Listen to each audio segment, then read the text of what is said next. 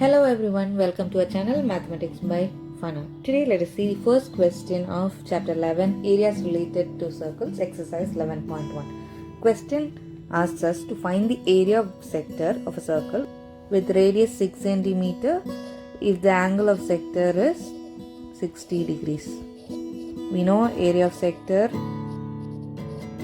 formula is theta by 360 into pi r square. We have to take pi as 22 by 7. Substituting the value 60 by 360 into 22 by 7 into 6 square, that is 6 into 6.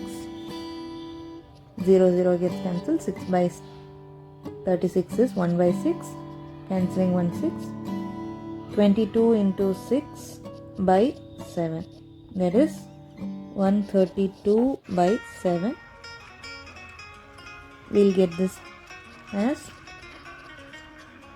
dividing 132 by 7. 7 ones are 7, 62, 7 eights are 56. Putting a decimal, we get 7 eights are 56.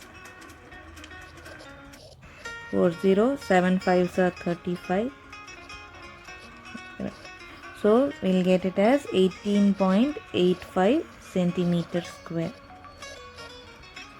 Therefore, area of sector is equal to 18.85 centimeter square.